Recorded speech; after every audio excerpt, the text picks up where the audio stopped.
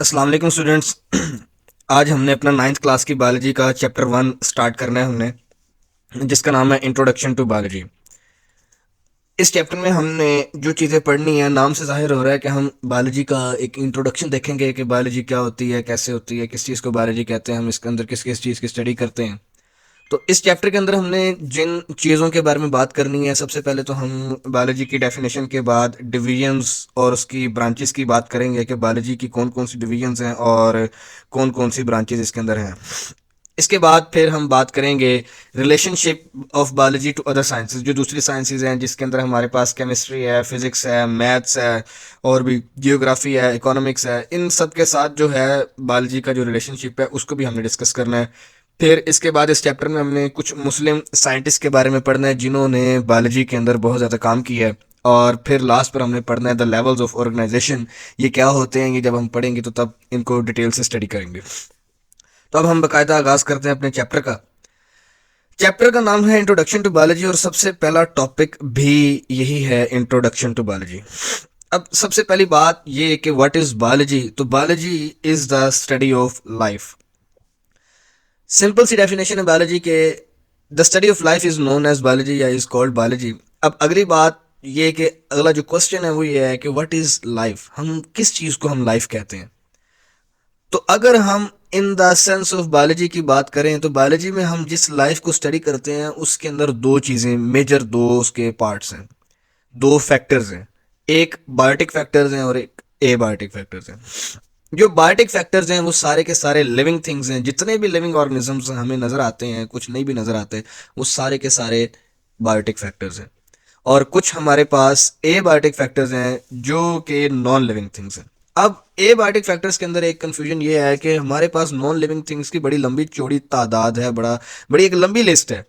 तो हमने किन नॉन लिविंग थिंग्स को बायोलॉजी के अंदर स्टडी करना है, तो इसका यह आंसर है कि हमने उन नॉन लिविंग थिंग्स को बायोलॉजी के अंदर स्टडी करना है जो कि लिविंग थिंग्स को लिविंग रखने में हेल्प करती हैं, यानी कि वो नॉन लिविंग थिंग्स जो कि जिंदा रहने के लिए ज़रूरी हैं, हमने उनकी बात करनी है, उनको डिस्कस करना है। जैसे कि लिविंग ऑर्गेनिजम्स को जिंदा रहने के लिए जिन नॉन लिविंग थिंग्स की जरूरत है उनमें एक वाटर है। वाटर जिंदा रहने के लिए जरूरी है लेकिन खुद नॉन लिविंग है। एयर जिंदा रहने के लिए जरूरी है लेकिन खुद नॉन लिविंग है। इसी तरह सॉइल, इसी तरह हमारे पास और भी बहुत सारी चीजें हैं जो कि हम फूड खाते हैं, वो भी नॉन लिविंग है जबकि जिंदा रहने के लिए जरूरी है। तो ये ही है biology, the study of life. और लाइफ क्या है वो हम डिस्कस कर लिया। नाउ ये जो बायोलॉजी का वर्ड है, ये वर्ड कहाँ से आया, हमने कहाँ से इस वर्ड को डिराइव किया, तो इसकी बात यह है कि हमारे पास दो ग्रीक वर्ड्स थे जिनमें से एक वर्ड, ये जो बायो का वर्ड है, ये आया है, एक ग्रीक वर्ड है जिसका जो है बायोस, जिसका मीनिंग है लाइफ। तो बायोस में से बायो निकला है जिसका मतलब क्या है, लाइफ। और लाइफ क्या है ये भी हम डिस्कस कर चुके हैं in the sense of biology. और जो बायोलॉजी के अंदर लॉजी है, LOGY, ये जो वर्ड है ये आया लोगोस में से। और लोगोस का मतलब है थॉट और रीजनिंग। थॉट और रीजनिंग की अगर हम थोड़ा सा एक्सप्लेन करने की कोशिश करें तो उसके अंदर सिंपल सी बात ये है कि किसी चीज के बारे में गौर फिक्र करना। तो लाइफ के बारे में in the sense of biology जब हम उसके बारे में स्टडी करते हैं, उसके ऊपर सोचते हैं, गौर फिक्र करते हैं, तो फिर इसको हम लोगोस कहते हैं। तो इन दोनों को कंबाइन करके हमने जब बात की तो वो बन गया बायोलॉजी। इसके बाद ये हो गया, बायोलॉजी की डेफिनेशन होगी, बायोलॉजी का मीनिंग हो गया, बायोलॉजी का वर्ड कहाँ से डिराइव हुआ ये भी बात होगी।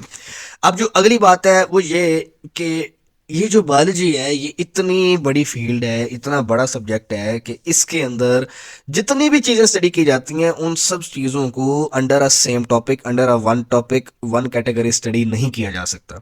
तो इसलिए हम लिविंग थिंग्स को along with the non living things जब स्टडी करते हैं तो फिर हमें कैटेगराइजेशन करनी पड़ती है, हमें इनकी डिवीजन करनी पड़ती है टॉपिक्स के अंदर, सब टॉपिक्स के अंदर।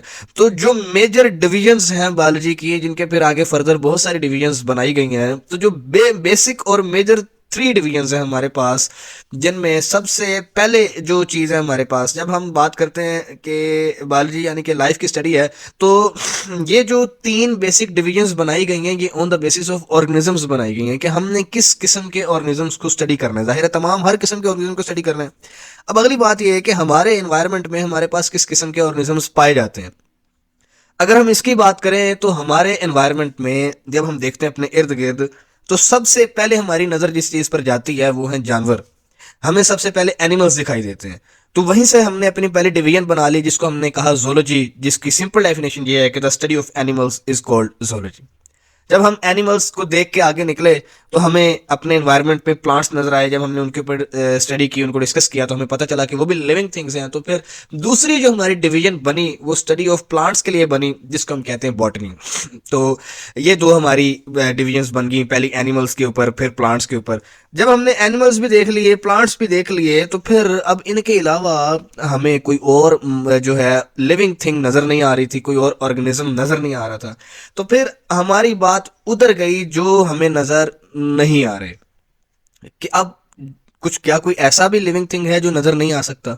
तो हाँ, बिल्कुल हैं, जिनको हम माइक्रो ऑर्गेनिजम्स कहते हैं, और ये थर्ड कैटेगरी है। इन तीन कैटेगरीज के अलावा हमारे पास कोई और ऑर्गेनिजम्स नहीं पाए जाते जिनको हम लिविंग थिंग कह सकते हैं। इनके अलावा कोई नहीं है, या तो एनिमल्स हैं, या प्लांट्स हैं, या माइक्रो ऑर्गेनिजम्स हैं। और माइक्रो ऑर्गेनिजम्स की स्टडी को हम कहते हैं माइक्रोबायोलॉजी। तो यही तीन बेसिक डिवीजन्स हैं हमारे पास, जिनकी आगे फिर बहुत ज़्यादा डिवीजन्स बनाई गई हैं with respect to other sciences, with respect to relationship with other sciences, and with respect to career. तो ये हमारे पास तीन चीज़ें हैं, animals, plants and micro organisms. इन्हीं को ही हमने बेसिकली बायोलॉजी के अंदर स्टडी करना होता है। लेकिन इनकी भी जो स्टडी है वो इतनी ज़्यादा वास्ट है, इतनी ज़्यादा वास्ट है कि उसको हम अंडर वन टॉपिक डिस्कस नहीं कर सकते। तो ये है जोलॉजी, बॉटनी और माइक्रोबायोलॉजी।